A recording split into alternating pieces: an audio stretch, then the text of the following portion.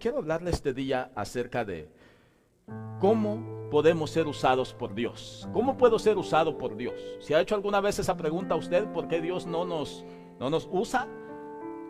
Pues entonces hoy voy a hablar cómo puedo ser usado por Dios. ¿Qué debo hacer para ser usado por Dios? Cuando esté listo, Hebreos capítulo 11, verso 32 al 34, póngase de pie y vamos a leer la palabra en el nombre del Padre, del Hijo y del Espíritu Santo. Y dice la palabra de Dios de la siguiente manera: ¿y qué más digo?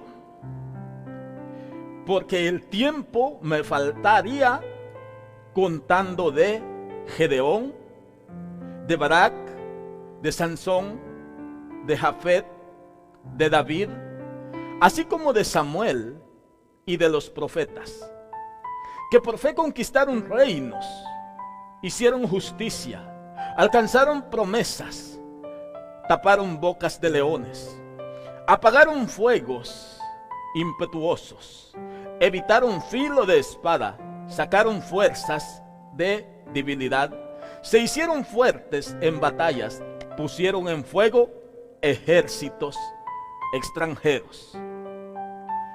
Gracias, bendito Dios. Gracias, bendito Dios, porque tú nos has permitido estar en este lugar, Señor. Hoy día, Padre, te pido, Dios mío, de que tú, Padre, nos hables. Hemos, Dios mío, Padre, venido este día. Queremos, Dios mío, escuchar tu palabra, tu consejo divino.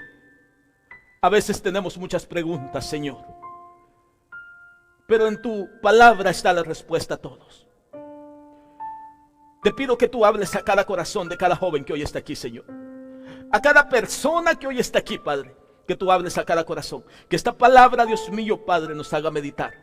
Que podamos meditar en ti, Señor. Sobre todo, Padre, que nos haga acercarnos a ti y ponernos a cuentas contigo. Háblanos por medio de tu palabra, te lo pido en el nombre de Cristo Jesús. Amén. Puede tomar su asiento, por favor.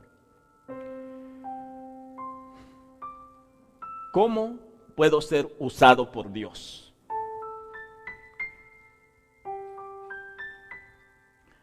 Parece una pregunta, pero es el nombre también del tema de hoy día. ¿Cómo puedo ser usado por Dios?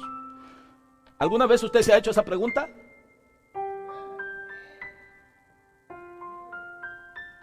Si usted se contesta no, algo está pasando en usted.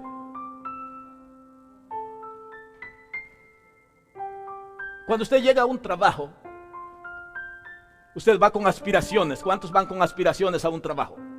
Aspiraciones de superarse, ¿verdad? Usted llega a un trabajo y no se quiere quedar todo el tiempo en la misma posición. Aunque hay algunos que pasamos o pasan mucho tiempo ahí. Pero yo quiero que hoy este día usted se figure esa pregunta que es el nombre del tema.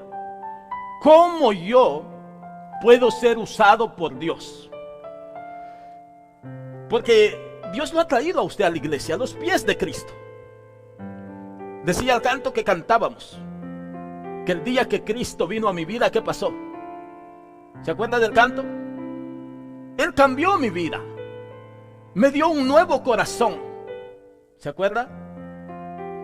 Me dio un nuevo corazón. Y esa es la razón, dice. ¿Por qué? Por la que yo vengo a adorar a Dios. El día que Cristo llegó a tu vida, dio un nuevo corazón. Entonces, ¿de qué manera Dios te puede usar? ¿De qué manera Dios puede usarte? A ti, los jóvenes que están aquí, los ya adultos que estamos aquí, los que tenemos un año en el Evangelio, los que tenemos 15 años. ¿De qué manera Dios te puede usar? Dios no te ha traído a los pies de Cristo. Dios no murió por ti para que tú vengas y te quedes sentado allí donde estás. Dios quiere usarte. Y la pregunta, el tema hoy es: ¿cómo puedo ser usado por Dios? Y una vez más le voy a decir, si usted responde a eso, no sé, le voy a dar un consejo. Póngase en oración y Dios le va a responder cómo Él lo puede usar. Y lea la palabra que Dios le va a responder cómo Dios lo puede usar. Los escritores de Hebreos dicen en los versos que leímos, dicen que el tiempo me faltaría.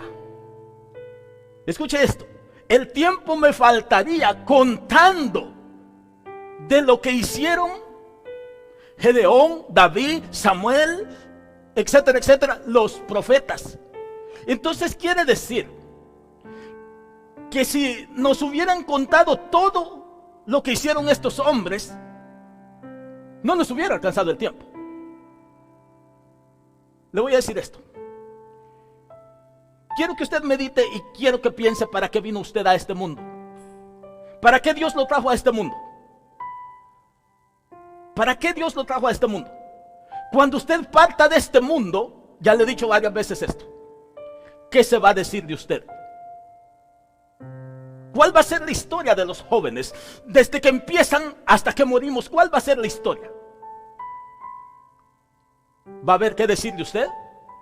Que fue un hombre, una mujer que impactó las familias, el vecindario, el pueblo, impactó en la iglesia.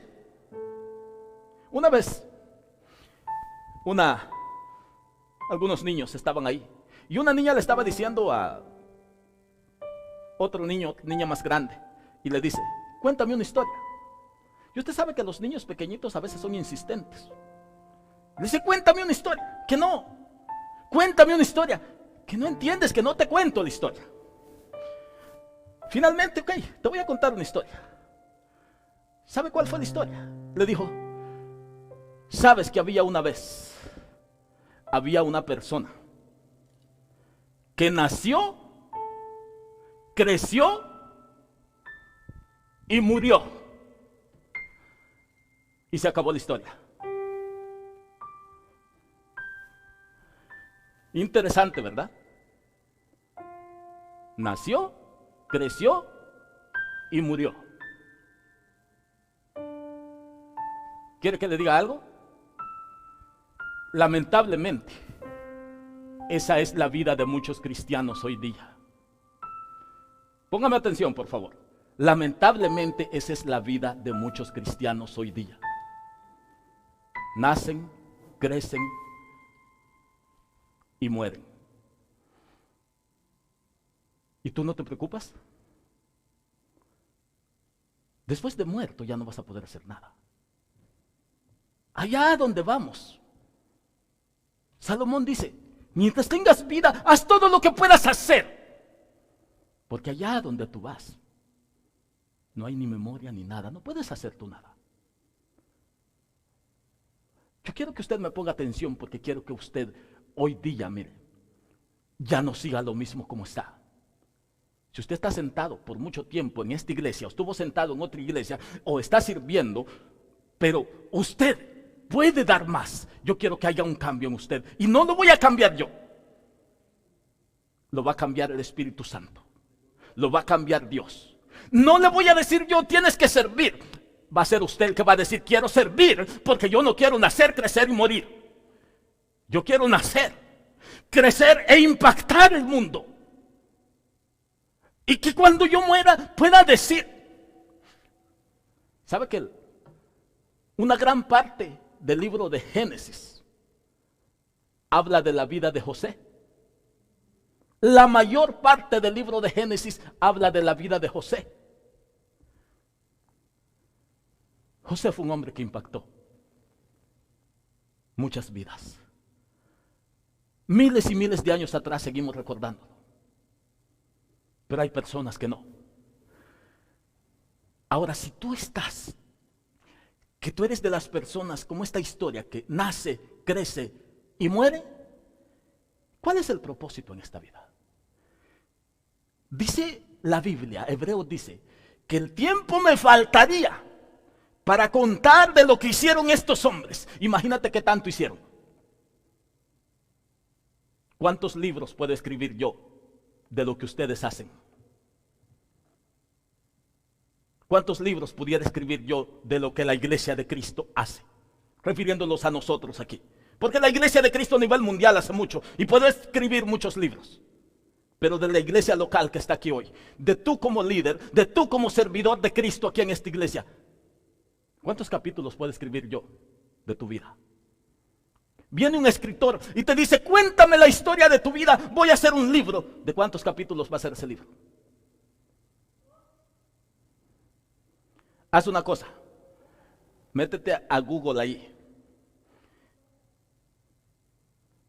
Y o te puedes meter, encuentras mi autobiografía también, ahí está mi autobiografía. Es pequeñita porque no, bueno, eso es lo que me exige la universidad a mí, una autobiografía pequeñita, no más de 1500 palabras, de 500 para arriba. Toma un ejemplo de una autobiografía y escribe la tuya. Escríbela lo que tú quieras y a ver cuánto escribes de tu Una autobiografía es donde tú describes lo que ha pasado en tu vida, sea bueno o malo. Pero nosotros como cristianos nos referimos a lo que ha impactado de Cristo a nosotros nuestras vidas. Ahora, yo le quiero decir una cosa, no se sienta mal, porque así como usted se pone a imaginar, habemos muchos en el mundo que no estamos haciendo mucho para Cristo. Habemos muchos, pero no quiere decir que le estoy diciendo, quédate ahí donde estás. Ah, está bien, siéntate y quédate ahí donde estás. Tampoco, no, tampoco, sino que quiero que usted se supere, que siga, que suba. Dice Hebreos que el tiempo le faltaría para contar de lo que hicieron estos hombres. Imagínese para contar lo que hizo Abraham con la ayuda de Dios. Lo que hizo Moisés con la ayuda de Dios. ¿Moisés cree que hizo bastante? Lo que hizo Pablo con la ayuda de Dios. Fueron varios hombres los que encontramos aquí. Pero quiero que vayamos a ver solamente uno de ellos. Y se trata de Gedeón. Vaya conmigo a Jueces capítulo 6, por favor. Se trata de Gedeón. Entonces, nosotros miramos ahí la vida de solamente un hombre que impactó, que Dios usó. Jueces capítulo 6. Jueces capítulo 6.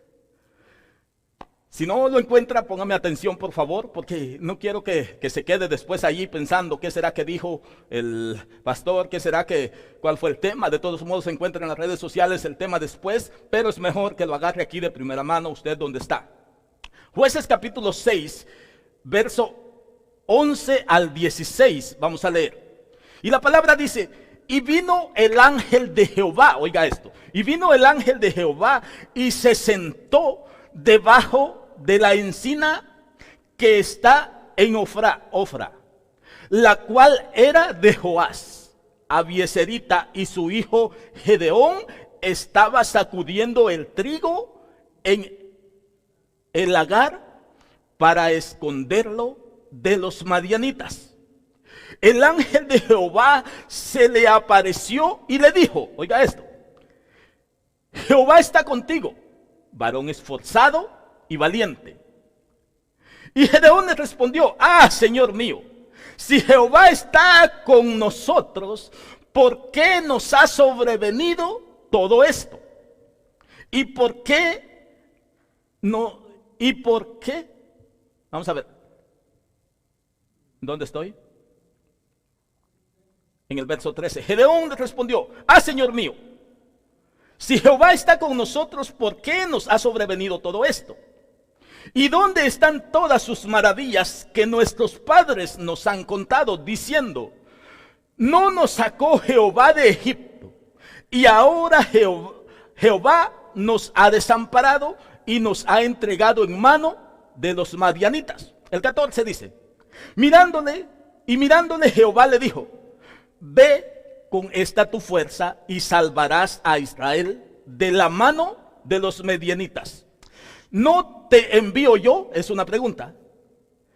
¿No te envío yo? El verso 15. Entonces respondió: ah, Señor mío, ¿con qué salvaré yo a Israel? He aquí que mi familia es pobre en Manasés y yo el menor de la casa de mi padre. El verso 16 dice: Jehová dijo: ciertamente yo estaré contigo y derrotarás a los madianitas como a un solo hombre. Mire qué interesante esto, hermano. Déjeme le cuento un poquito que usted ya sabe. En ese tiempo Gedeón estaba sacudiendo el trigo para alzar el trigo y esconderlo del enemigo, porque el enemigo, los madianitas, venían a ese lugar y les quitaban todo y se los llevaban y estaban dejando sin comer al pueblo de Israel. ¿Usted se acuerda? Esa es la historia. Ahora, Gedeón era de la tribu de Manasés y estaba él preparando eso de escondidas para él esconderlo, para que cuando ellos estuvieran escondidos por los enemigos, que los enemigos venían, ellos tuvieran que comer. Esa es más o menos la historia. Ahora, el ángel de Jehová se le aparece a Gedeón. Se le aparece a Gedeón y le dice: ¿qué tú haces aquí? ¿Qué tú estás haciendo? Ahora, mire, lo interesante de todo esto es que en el verso 12 dice: y el ángel de Jehová se le apareció y le dijo: Jehová está contigo, varón esforzado y valiente. Oiga esto, el verso 13, mire, dice: y Gedeón le respondió: Señor mío, si Jehová está con nosotros, ¿por qué nos ha sobrevenido todo esto? ¿Sabe usted, hermano? ¿Sabe que esto que hizo Gedeón es algo que muchas personas cuando están sufriendo lo hacen? Porque tú estás sufriendo, tú estás pasando una dificultad y llega la palabra de Dios, llega un siervo de Dios y te habla y te dice: Jehová está contigo. ¿Y sabe cuál fue la respuesta de Gedeón? Y si Jehová está con nosotros, ¿por qué me ha sobrevenido todo esto? Y hay mucha gente en la iglesia que escucha la palabra: Jehová está contigo, y dice: y si Jehová está conmigo, ¿por qué me ha sobrevenido todo esto? No paramos de quejarnos. ¿Por qué no prospero? ¿Por qué me ha venido todo esto? Gedeón era exactamente lo mismo que muchas de las personas que hoy día nos podemos hacer, quizás nosotros, lo mismo. Ahora bien, mire, en el verso 14 dice: y mirando Jehová le dijo: ve con esta tu fuerza y salvarás a Israel de la mano de los madianitas. ¿No te envío yo? Dios lo está enviando. El ángel lo está enviando. El ángel de Dios. Y el verso 15 dice: entonces le respondió: Señor mío, ¿con qué salvaré yo a Israel? He aquí que mi familia es pobre en Manasés y yo el menor de la casa de mi padre. Mire, Gedeón no era diferente a nosotros. Dios lo estaba enviando por medio de su ángel a salvar al pueblo de Israel. Lo mismo como envió a Moisés, Dios lo estaba enviando. Yo estoy contigo. Le dice: no te envío yo. Dios lo estaba enviando a Gedeón. Y empiezan las excusas, hermano. Señor, pero ¿cómo voy a salvar yo al pueblo de Israel? Soy de una familia pobre, de la tribu de Manasés. Y aparte de eso, soy el último de los hermanos de la casa de mi padre. Hermanos, el ser humano para poner excusas siempre ha sido muy bueno. Mire, se las inventan, se las cachan en el aire las excusas.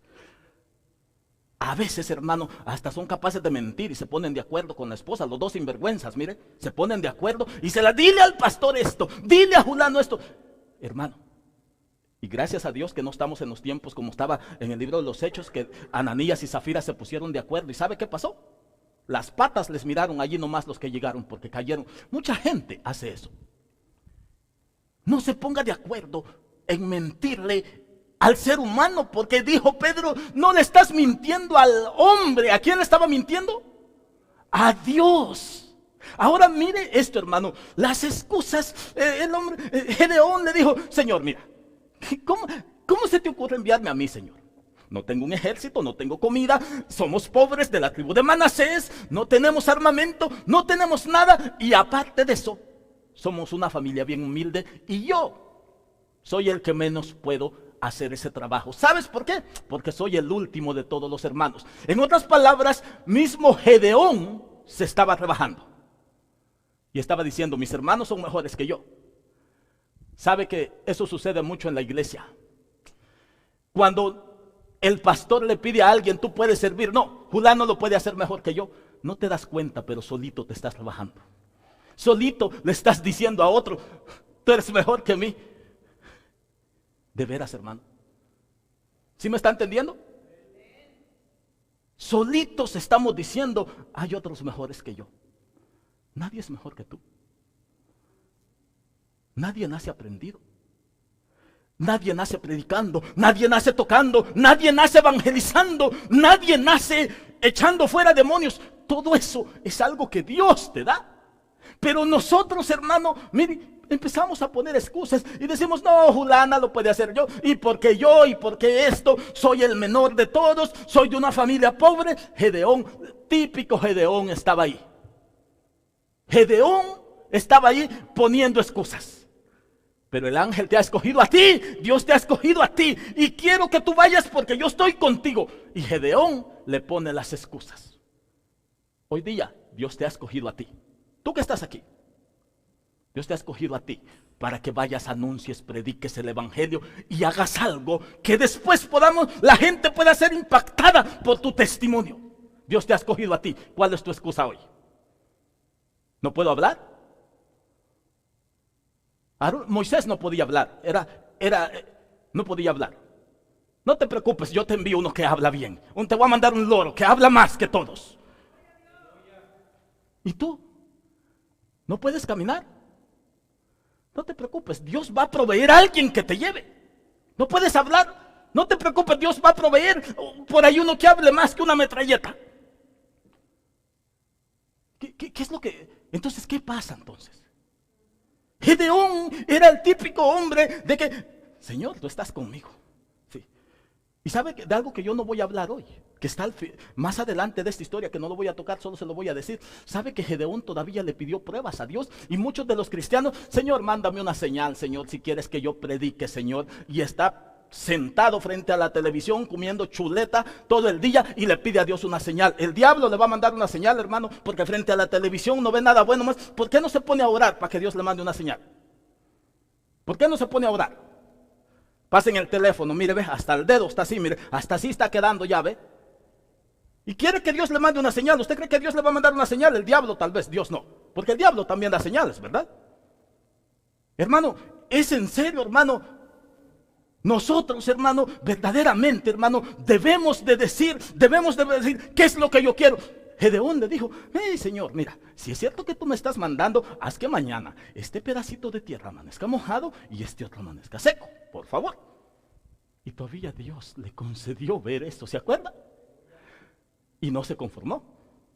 Dios a muchos ya le ha dado una señal. Te estoy llamando, predica, te estoy llamando, anuncia el evangelio. Te estoy llamando, háblale a tu familia. Si no van para el infierno, háblales, te llamo, háblales. Dame una señal, Señor. ¿Qué más señal de que yo te tengo bien a ti? Yo te he sacado de la miseria de donde andabas. ¿Qué más señal quieres? No, dame otra señal, Señor. Gedeón no le creyó con esa señal y le dijo, no, Señor, todavía no me convences. Dios todavía tiene que convencer al ser humano. Fíjese. Dame otra señal, Señor. Ahora haz que el otro pedazo amanezca seco y que este amanezca mojado. Mira. Pero no es eso. Y eso es parte de lo que hizo Gedeón. Pero ahora mire, Gedeón se está excusando. En la iglesia, el pastor lava, el pastor hace, el pastor limpia, el pastor hace todo. En muchas iglesias el pastor hace todo. Es el mil usos, hermano. Y después la gente dice, la iglesia no crece. ¿Por qué? Y no se da cuenta que el único que está orando es el pastor con uno o dos líderes más. ¿Y tú dónde te quedas? Pero critica al pastor y la iglesia y dice, esa iglesia no crece, nunca crece. ¿Para qué quieres que crezca? ¿Qué testimonio le das tú? ¿Para qué quieres que crezca? ¿Quieres afectar a más gente que se vaya allá afuera como hay mucha aquí? ¿Para qué quieres que crezca? Somos buenos para ver todo eso, hermano. Somos muy buenos para ver todo lo malo que hace la gente. Yo puedo hacer 1000 cosas buenas, pero si hice una mala ya la regué. La gente me juzga por una mala que hice y las 1000 buenas no las ven. De veras, hermano. Así es el ser humano de hoy día. Así somos tú y yo. Es lamentable. Vemos que el pastor o los que trabajan en la iglesia están haciendo todo, pero no hace una cosa. Ya la regó. No, por nosotros ese no entra al cielo, ¿verdad? Menos mal que Dios no es así, porque por nosotros nadie entrará al cielo. Hermanos, juzgamos y juzgamos. ¿Tú qué juzgas? Te juzgas a ti mismo, dice. Tú que apuntas, te apuntas a ti mismo. Tú que haces una cosa, dices, aquel no hace esto, aquel, y tú lo estás haciendo, tienes envidia de lo que él está haciendo. Hermano, Gedeón no quería ir. Y Dios le dijo, ve, el ángel se le apareció y le dijo, ve con esta tu fuerza, ve, vas a liberar al pueblo. Dios te está mandando a liberar a tu familia de las garras del diablo, del lago de fuego. Dios te está mandando a liberar a todos los prisioneros que tiene el diablo aquí afuera. Te está mandando a liberarlos, no de algo sencillo, de una eternidad en el infierno. ¿Sabes que mucha gente está muriendo cada día? Y la mayoría, el 80% de esos van sin Cristo. ¿Y para dónde van? ¿Y tú y yo? No, que Dios ya me mandó. Dios me dijo que tengo que predicar, no solo aquí en la iglesia, sino que allá afuera. Dios me dijo que tengo que orar más, que tengo que hacer esto. Pero tú no. Es que todavía necesito una señal, Señor. A ver, dame una señal. Que el pastor venga a la 1 de la mañana para ver si de veras yo quiero ir a orar. Yo voy a orar. Dame esta señal. Hermano, pedimos muchas señales. Yo, hermano, le quiero decir una cosa. Si tú quieres que Dios te use, tienes que pagar un precio. Cuando tú quieres ascender en el trabajo, ¿qué haces? Pagas un precio. Vas escalando poquito a poco. Y al principio yo dije, de que tú cuando llegas a un trabajo llegas con aspiraciones, ¿verdad? Y qué bueno que primero fue empleado, pasó siguiente supervisor, manager general, después supervisa todas las tiendas, todos los establecimientos, todos los trabajos. Qué bueno, hermano. ¿Y cuando vienen a la iglesia? No, pues ahí me siento. De todos modos aquí voy a estar yo. Sí, gracias a Dios el Señor ya me trajo aquí. Y aquí voy a estar. Aquí me quedo. ¿Y las aspiraciones tuyas? ¿Dónde están las aspiraciones tuyas? Oímos lo que todos cuentan, tienen experiencias con Dios. Yo vivo experiencias con Dios. Oímos lo que todos cuentan. Esas no te sirven a ti, ¿no? Ese testimonio que tú escuchas. Pero las experiencias que te van a servir son las que tú pases con tu propio Dios. Una relación que tú tengas. ¿Cómo puedo ser usado por Dios? ¿A quiénes Dios usa?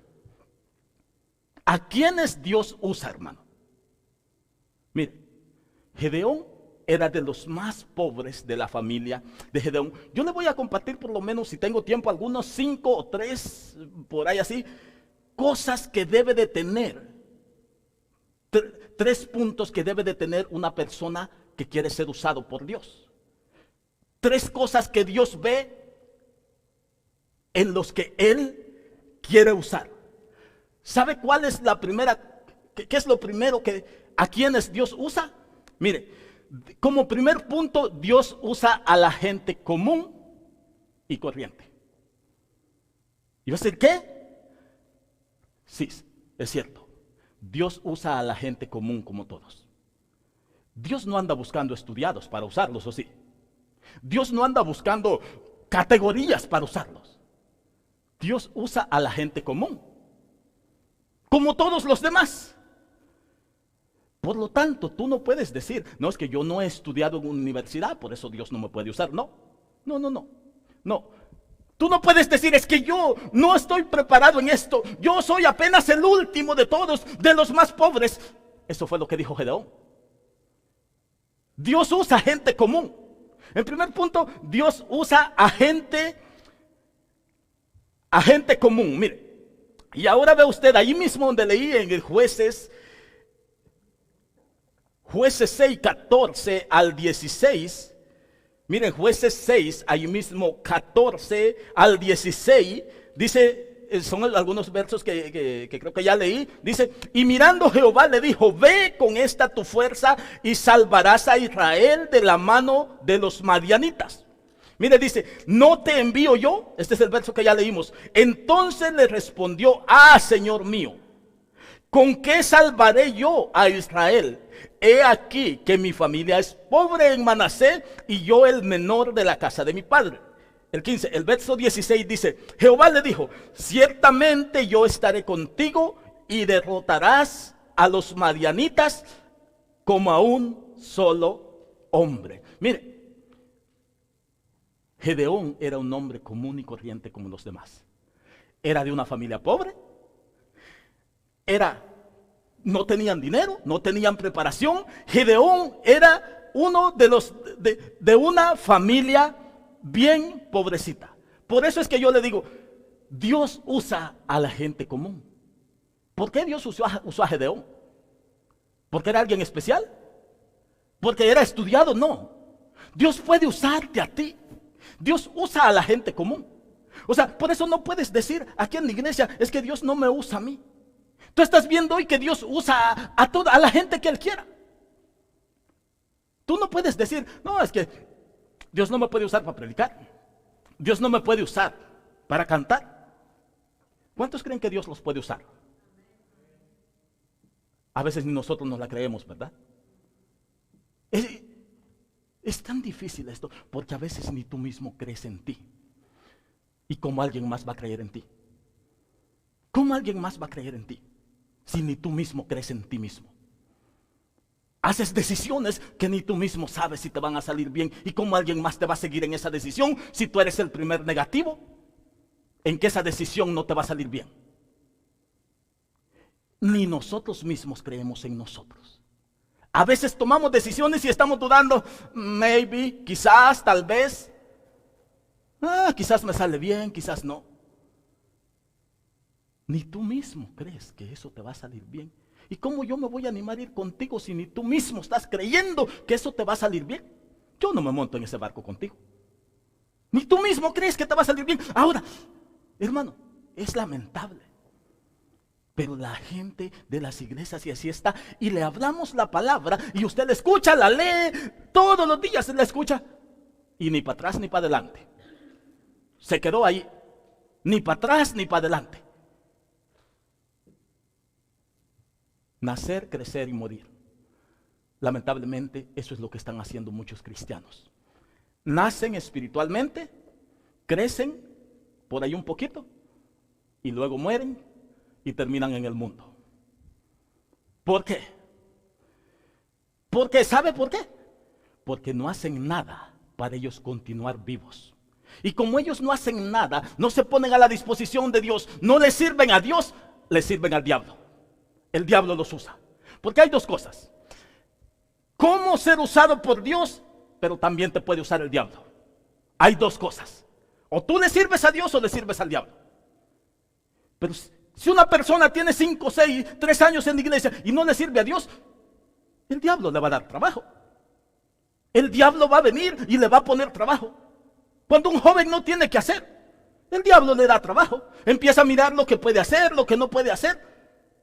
Por eso, hermano, es que a ti como joven, tú que estás aquí, siempre tienes que estar enfocado en algo. Tu mente tiene que estar ocupada principalmente en Dios. Principalmente en Dios. ¿Por qué? Porque quieres ser una persona que impactes. Ahora, Dios usa a gente común. La siguiente, mire, la número 2. Esta es la número... Le dije la número 1.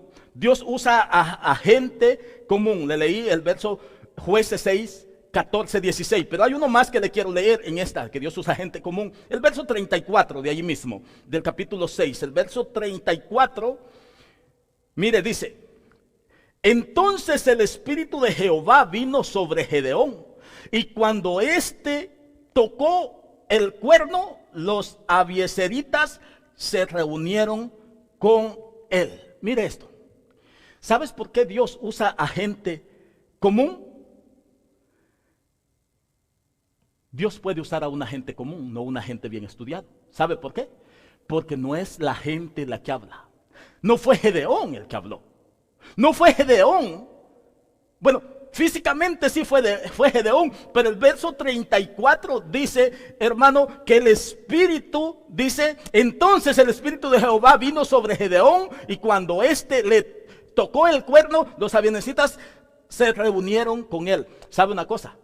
Usted puede ser una gente que usted cree que no le puede servir a Dios. Usted puede ser una persona que usted cree que no le sirve a Dios, pero usted sí le puede servir a Dios. Porque no es usted el que le sirve, sino que es el Espíritu Santo el que hace todo por usted. Es el Espíritu Santo el que está haciendo todo. Mire, Dios puede usar a a mucha gente común. Primera de Corintios 1, 26, 27 dice: pues mirad, hermanos, vuestra vocación, que no sois muchos sabios según la carne, ni muchos poderosos, ni muchos nobles, sino que lo necio del mundo, escuche esto, escogió Dios para avergonzar a los sabios, y lo débil del mundo escogió Dios para avergonzar a lo fuerte. Primera de Corintios 1, 27, 26 y 27. Entonces, Dios escogió de nosotros para avergonzar a los sabios. No escogió a los sabios, no escogió a los estudiados, sino que escogió de lo común para avergonzar allá. Entonces, tú no puedes decir que Dios no te puede usar, porque eres una persona común como todos los demás que no tienes estudio. En una ocasión, no sé si ha escuchado esto, es una historia. No es como la otra ya, es un poquito más larga. En una ocasión, había un violinista que iba a hacer su presentación. Y este violinista iba a tocar uno de los violines más caros que ya no habían en el mundo. Era el único que estaba. Era un violín, pero de los más caros. Por supuesto, el violinista lo escogieron a él para que tocara ese violín que ya no habían en el mundo, porque el violinista era uno de los mejores. Fíjese, uno de los mejores, y le escogen el mejor violín que ya no había. No se lo podían dar a cualquier persona que toque el violín. Y se empezaron a vender los boletos, los tickets. Y vendieron, y todo se vendió rápidamente. Y llegó el día, el momento del concierto, que el violinista iba a tocar ese violín. Y llegó el violinista y agarró su violín y empezó a tocarlo. Hacía de todas cosas, hacía cantos de pájaro, risas, le daba todos los tonos como tú no tienes idea, ese violinista, porque era uno de los mejores. Hacía un llanto, hacía alegría con el violín. Y la gente aplaudiéndole, qué lindo, el mejor violinista tocando el mejor violín del mundo. Terminó el concierto. Todo lo que empieza termina, y todo lo que empieza bien pues tiene que terminar un día. Y el concierto terminó. Y frente a toda la gente, el violinista agarró el violín y lo rompió enfrente de la gente. ¿Cuál hubiera sido tu reacción? La misma que tú estás pensando. Él dijo, la gente dijo: ese violín vale, es el único del mundo, por eso toca así. Por eso es así ese violín, es el único. Estás loco, lo quebraste. ¿Cuánto vale? Es el único que existe. Y le dijo, bueno, no dijo nada. Y agarró su estuche y sacó el violín que era el caro, el único violín que existía. Fíjese, el único violín que existía, caro. El por qué la gente lo fue a ver a él. ¿Sabe qué le quiero decir con eso? De que no importa si el violín es el bueno o es el malo. Cuando el violinista sabe tocar, le saca música, así sea el más barato del mundo. Y el violinista dijo, este violín lo agarré en la calle por un par de dólares. Pero lo que te quiero decir es que no es el violín, sino que es el maestro, el que le saca la música. Eso, con eso te quiero decir, de que no eres tú. Por ser común, no eres tú. Es Dios el que te va a usar. No es el violín. Es Dios el que usa el instrumento.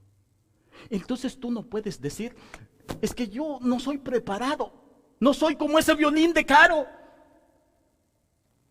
No, Dios sí te puede usar. Dios sí los puede usar. La segunda, hermano, es que Dios usa, mire, en la segunda Dios usa gente limpia. Diga limpio conmigo. Dios usa gente limpia, limpio de corazón. limpio, puro, porque Dios no puede usar a alguien que esté en pecado. Metas esto en la cabeza: Dios no puede usar a alguien que esté en pecado. Escuche,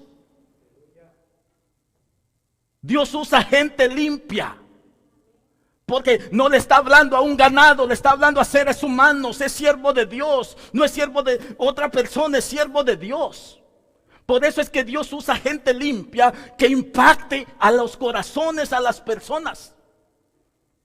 Dios usa gente común en primer lugar, pero también Dios usa gente limpia. Y el único que te va a limpiar es ¿quién? Cristo Jesús. ¿Y cómo te va a limpiar? Sentado frente a la televisión 2 horas allá en la casa, trabajando 12 horas al día. ¿Ahí te va a limpiar Cristo? ¿O en tu habitación secreta en oración con Cristo? ¿Dónde te va a limpiar Cristo? ¿Dónde nos va a limpiar Cristo? Porque si queremos que Dios nos use, tenemos que ser limpios por Cristo.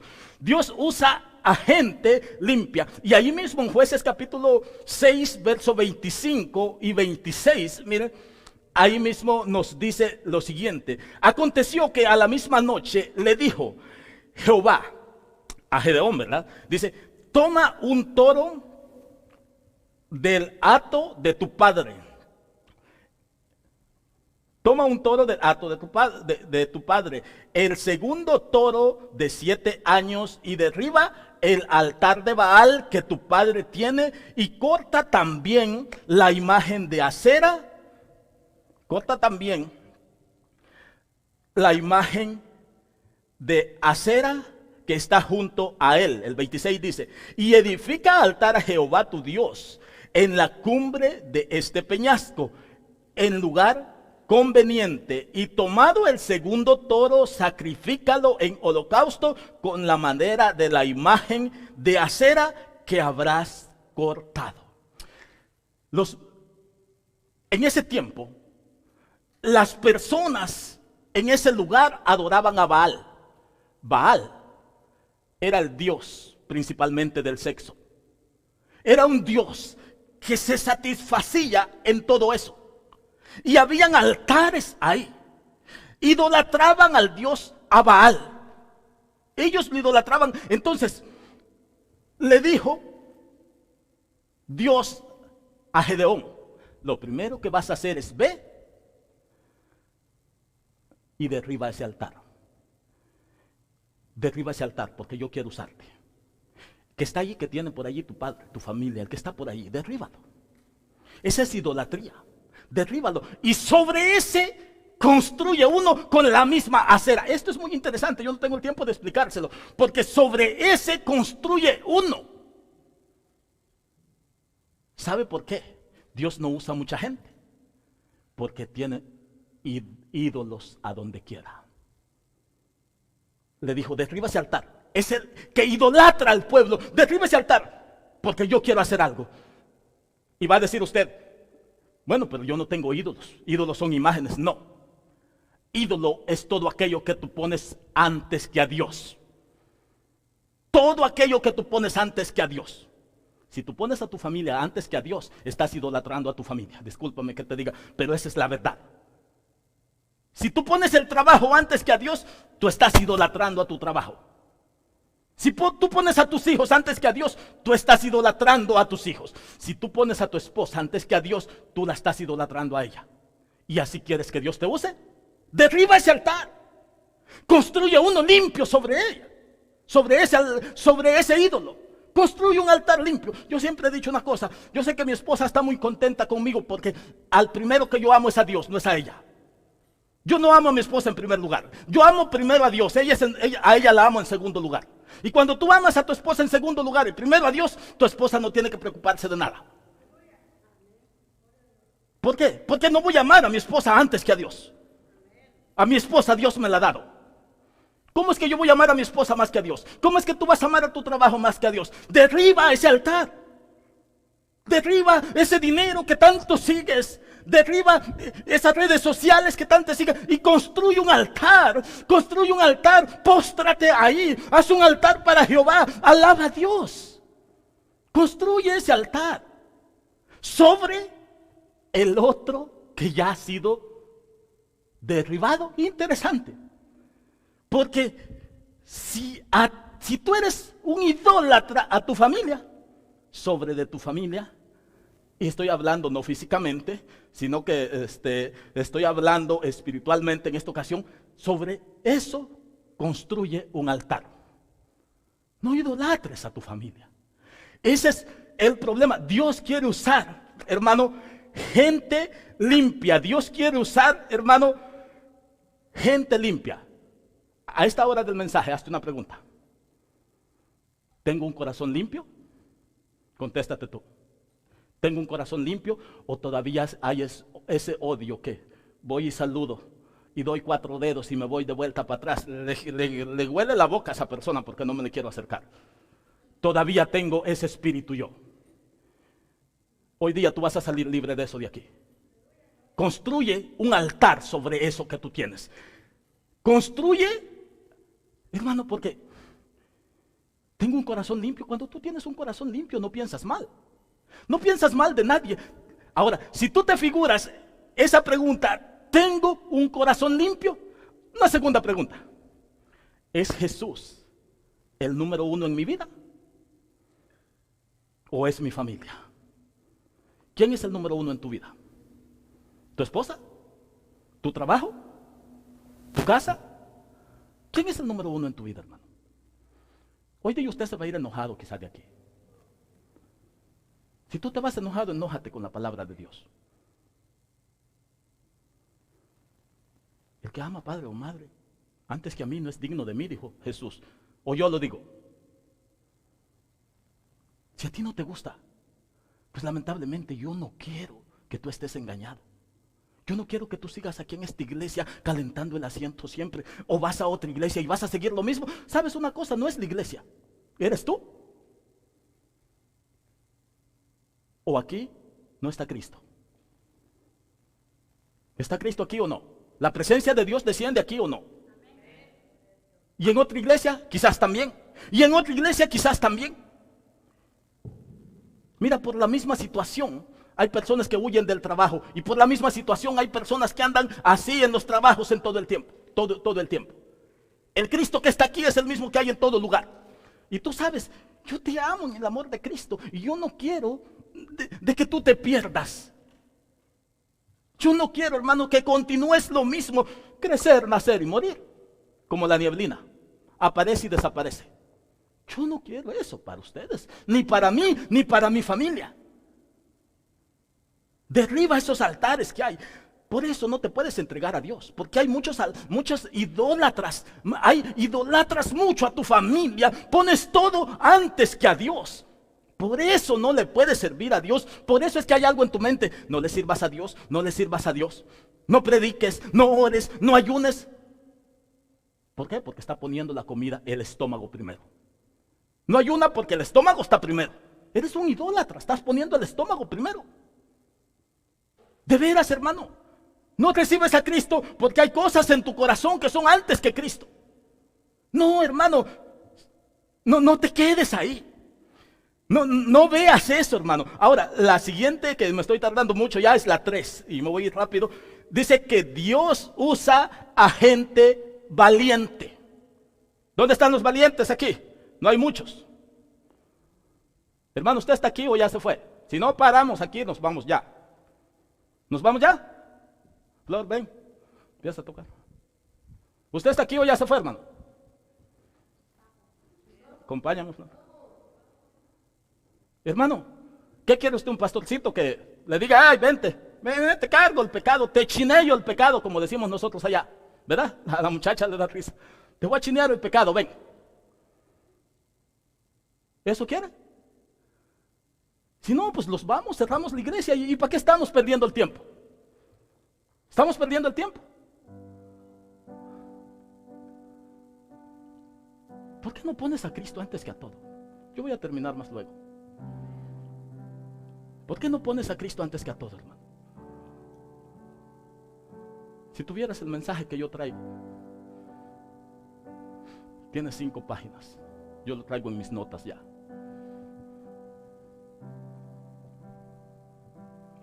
¿Qué estamos haciendo, hermano?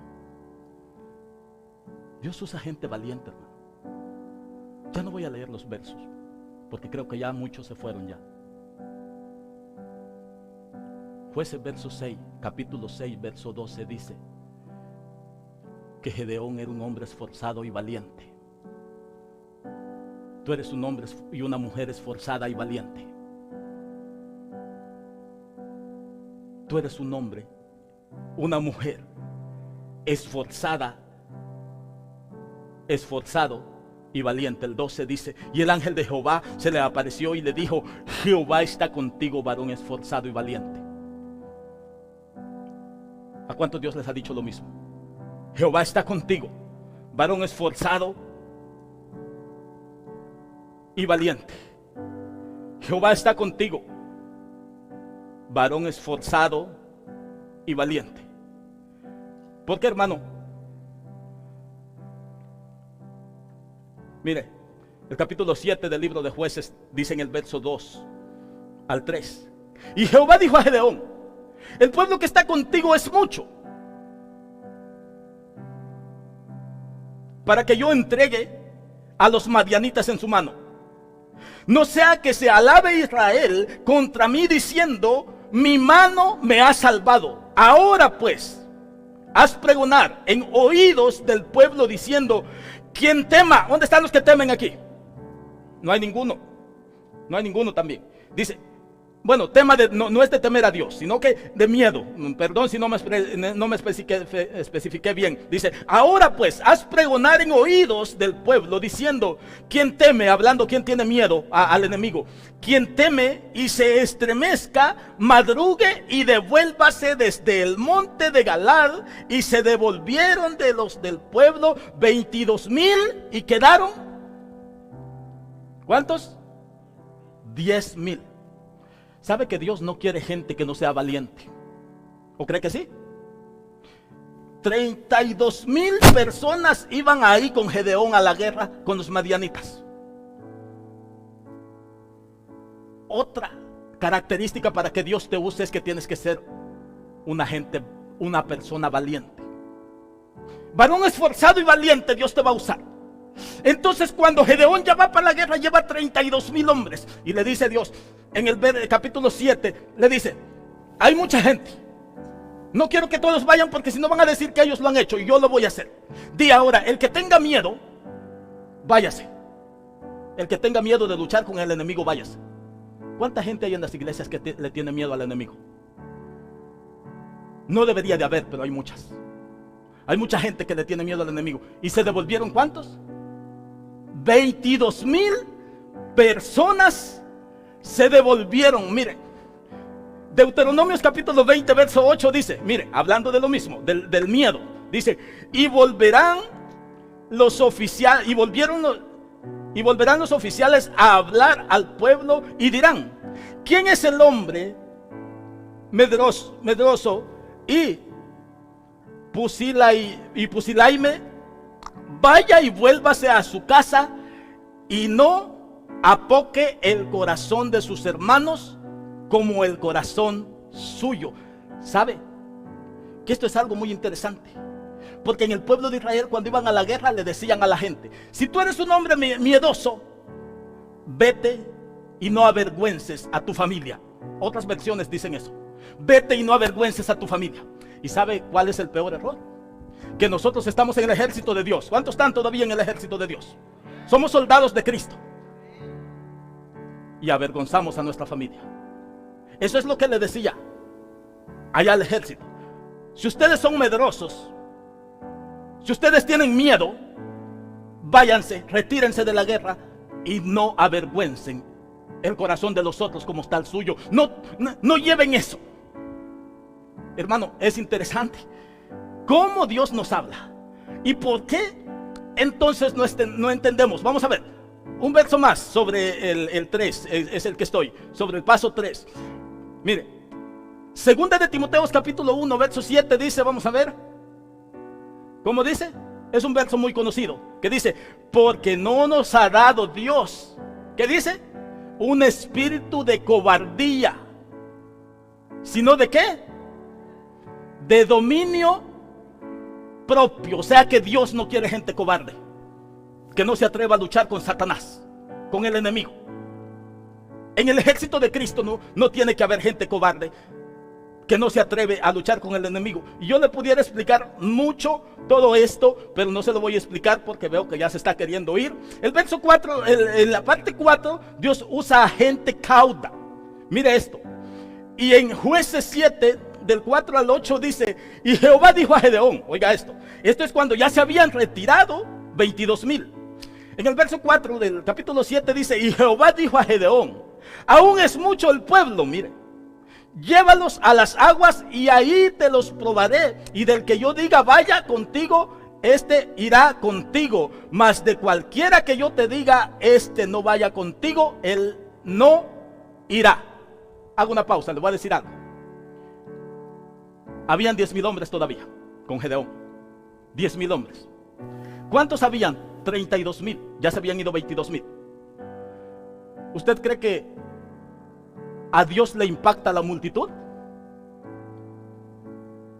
¿Usted cree que una iglesia llena físicamente impacta a Dios?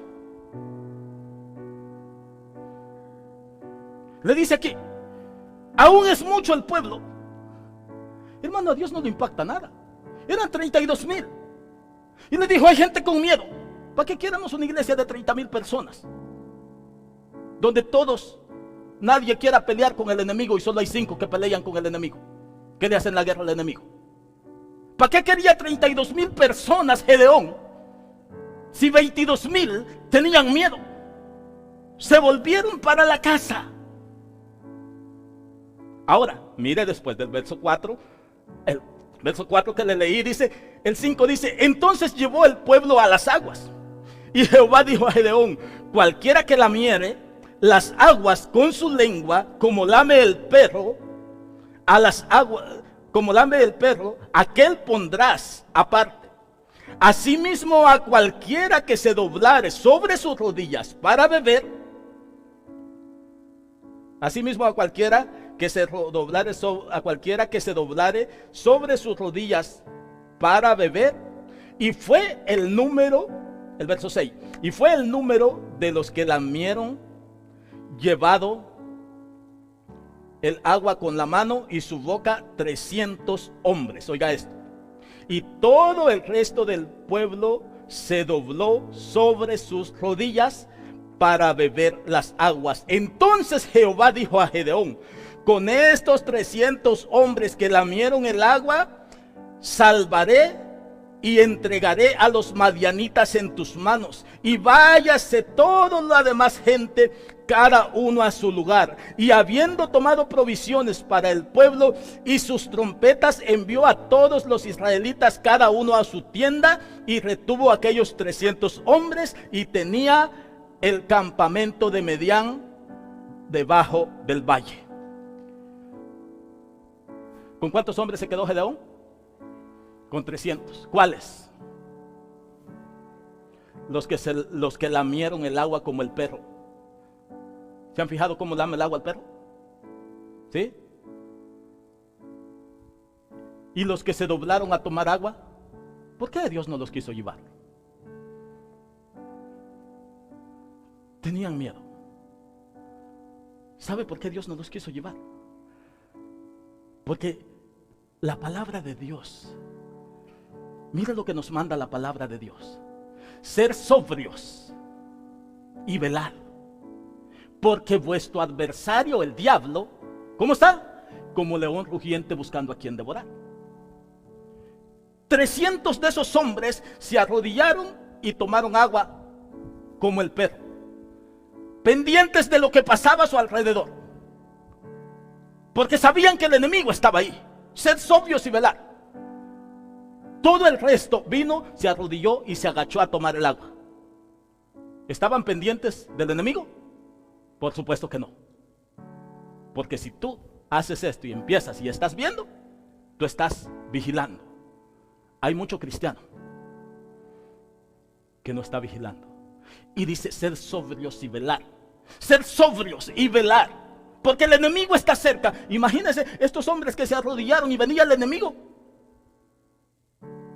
¿Qué iba a hacer con ellos? No lo iban a ver cuando venía. En cambio, este hombre que estaba tomando agua sí estaba pendiente, y venía el enemigo y salía a huir. Hermano, es lamentable, pero nosotros a veces estamos de esa manera. Es triste, hermano. La última, Dios usa gente confiable. Hermano, Dios usa gente confiable. Mire el verso 7, el capítulo 7, verso 12 al 15 dice: y los madianitas, los amalecitas y los hijos del oriente estaban tendidos en el valle como langostas en multitud, y sus camellos eran innumerables como la arena que está a la ribera del mar en multitud. El verso 13 dice: cuando llegó Gedeón, he aquí que un hombre estaba contando a su compañero en sueño, diciendo: he aquí, yo soñé un sueño.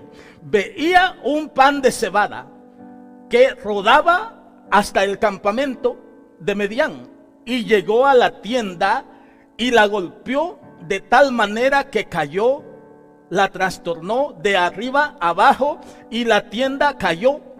Y su compañero respondió y dijo: esto no es otra cosa sino la espada de Gedeón, hijo de Joás, varón de Israel. Dios ha entregado en sus manos los madianitas con todo el campamento. El 15 dice: cuando Gedeón oyó el relato del sueño y su interpretación, adoró, y vuelto al campamento de Israel, dijo: levantaos, porque Jehová ha entregado en el campamento de Madián en vuestras manos. Mire, Dios le dijo a Gedeón: ve, infíltrate al campamento a ver qué tú ves.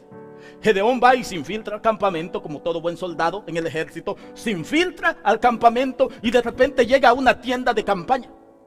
Y ahí en esa tienda de campaña habían 2 soldados enemigos, madianitas. Y Gedeón pasa por ahí y escucha que ellos están hablando. Escucha que estas personas están hablando. Ahora, cuando escucha que estas personas están hablando, se queda escuchando y escucha lo que le está diciendo. ¿Sabes qué? Tuve un sueño. Soñé que un pan de cebada rodaba, pegó en la tienda y se destruyó. ¿Y sabes qué significa ese sueño?, le dijo el otro. Este sueño es que Dios ha entregado a los madianitas, o sea, a nosotros, en las manos de Gedeón. Y Gedeón escuchó, y fue la confirmación de Dios. Y se regresó y dijo: Dios ha entregado a los madianitas en nuestras manos. Déjale, voy a decir una cosa. Yo estoy terminando ya. El pan de cebada en ese tiempo era el más barato que existía. El pan de trigo traía muchas vitaminas. Ese era el más caro. El pan de cebada era aquel pan más barato que existía en ese momento. Muy barato. Entonces, cuando Moisés ve esto, Dios ha entregado al campamento en las manos de nosotros. ¿Sabe qué le quiero decir con esto? De que no importa que ese pan de cebada sea el más barato. No importa que sea el más barato. Pero Dios con eso le reveló a Gedeón que él había ganado la batalla. No importa que el ser humano valga como ese pan de cebada. Contigo Dios puede ganar la batalla. Contigo Dios la puede ganar. Quiero terminar diciéndole: mire, ¿qué quiere usted que se diga de usted? ¿En el infierno conocen de usted? ¿Lo conocen a usted en el infierno? ¿En el cielo lo conocen a usted? Va a decir usted: yo no quiero que me conozcan en el infierno. ¿Su nombre está escrito en el libro de la vida? ¿Lo conocen allá en el infierno? ¿Por qué lo conocen? ¿Porque va para el infierno? ¿O porque está evitando que la gente se vaya para el infierno? ¿Por qué lo conocen en el infierno? Hay mucha gente que el diablo ni lo conoce. Hay mucho cristiano que el diablo ni lo conoce. Hay mucha gente que ni le hace cosquilla al diablo. El diablo tiene que conocerte porque tú eres un hombre o una mujer de oración, que estás luchando por tus hijos, que estás luchando por este pueblo de Manverno, que estás luchando tú por tu familia. ¿O por qué te conoce el diablo? ¿Te conoce porque estás con Él? ¿O te conoce porque le estás haciendo la guerra? ¿Sabes que hay una historia que me llama la atención? Que se encuentra en Hechos capítulo 19, verso 13 al 16. Y mire, Pablo estaba predicando en este lugar. Y dice el verso 13, dice: pero algunos de los judíos exorcistas ambulantes intentaron invocar el nombre del Señor Jesús sobre los que tenían espíritus malos, diciendo: os conjuro por Jesús, el que predica Pablo. El 14 dice: habían 7 hijos de un tal Esceva, judío, jefe de los sacerdotes, que hacían esto. Pero respondiendo el espíritu malo dijo: a Jesús conozco y sé quién es Pablo, pero vosotros, ¿quiénes sois? Y el hombre en quien estaba el espíritu malo, saltando sobre ellos y dominándolos, pudo más que ellos, de tal manera que huyeron de aquella casa desnudos y heridos. Mire qué interesante. Los demonios que estaban en aquel hombre poseído, conocían a quién. Y a Pablo. Pero a ustedes no los conozco. Y sabe que le salió el tiro por la culata, porque ellos se fueron corriendo desnudos y heridos. ¿Qué le quiero decir yo con esto? Los demonios saben y te conocen quién eres. Los demonios conocían a Jesús y conocían a Pablo, pero a esos hombres que estaban igual a ellos no los conocían. Hicieron baile encima de ellos y salieron avergonzados y heridos. ¿Te conoce?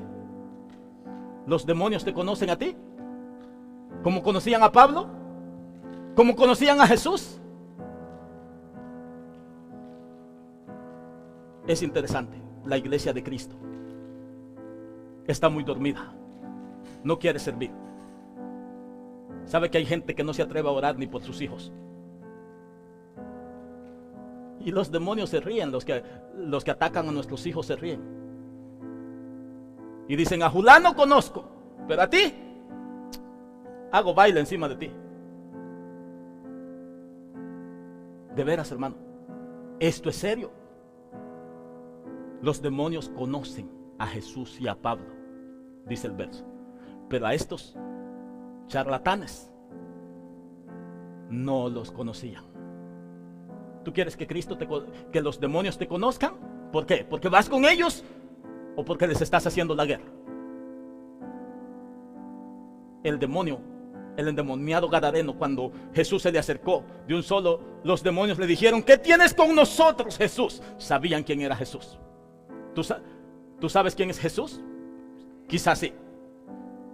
Sí sabes quién es Jesús. Pero los demonios huyen de ti o se te pegan a ti. Hoy día, tú has visto, si tú quieres hoy día venir a los pies de Cristo, toma una decisión. Tú has visto qué gente usa a Dios. A los jóvenes que están aquí Dios los puede usar. A ti Dios te puede usar. Dios te puede usar. ¿Qué esperas?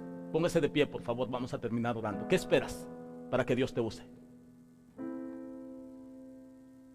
¿Qué esperamos para que Dios nos use? Dios usa gente común.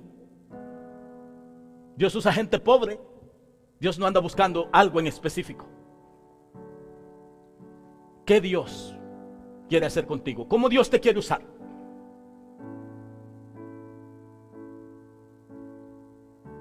Es lamentable, pero escuchamos la palabra y quedamos lo mismo. Pero hoy día yo te quiero hacer una invitación diferente.